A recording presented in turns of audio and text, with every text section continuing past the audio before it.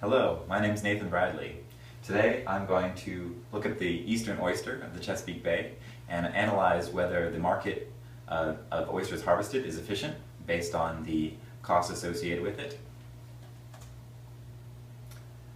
When John Smith first explored the Chesapeake Bay, he was tasked with mapping out the oyster reefs because they are such a hazard to boats that they caused many wrecks.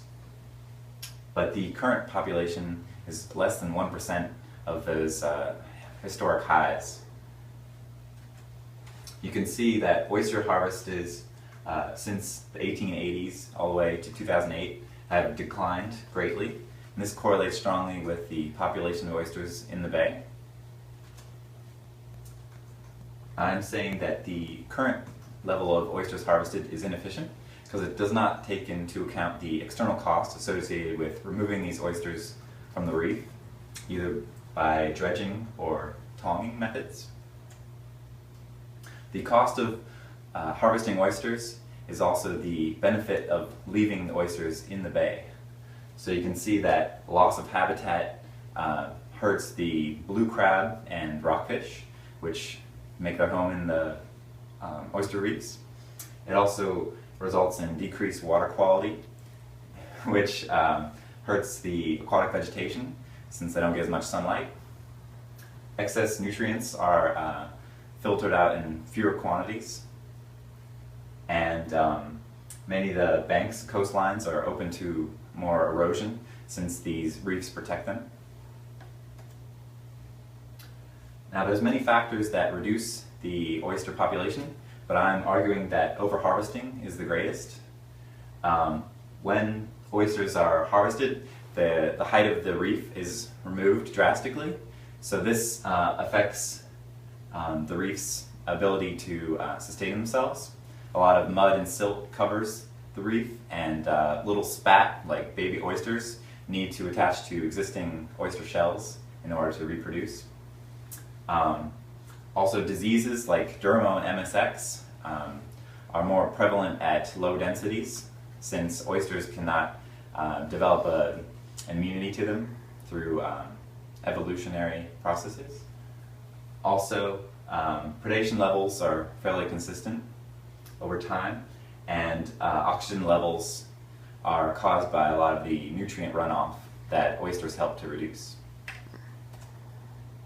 The model that I've used is the externalities model. You can set the quantity of oysters harvested as the equilibrium quantity, and the market price is the equilibrium price. Then the marginal product cost is the current supply curve, and the marginal benefit is the demand curve. But I'm saying that the marginal social cost, which takes into account all the costs of removing oysters from the bay and the benefits they provide, is actually higher than the private cost, or the current supply curve. And this is represented by the marginal external cost, which the height of this is between $4,500 and $98,000. So in order to make the market efficient here, the equilibrium should be shifted up to here at this point. This would lower the quantity harvested and increase the price. You can see the marginal external cost is estimated to be $4,500 to $98,000 per hectare. This variance is because of the ability of oyster reefs to protect coastlines. The higher end of the spectrum of the price is as a result of the reefs protecting the coastlines better. So the current market for these oyster harvests is inefficient. Therefore, the quantity should be reduced until the market release efficient levels. There's different ways to do this. You could use a quota system, like designating oyster sanctuaries for places that they'd be kept. Or you could also use Pigouvian tax, which is a government tax that would be equal to the marginal external cost. And that could be used to expand aquaculture, or to make a different market for harvesting oysters.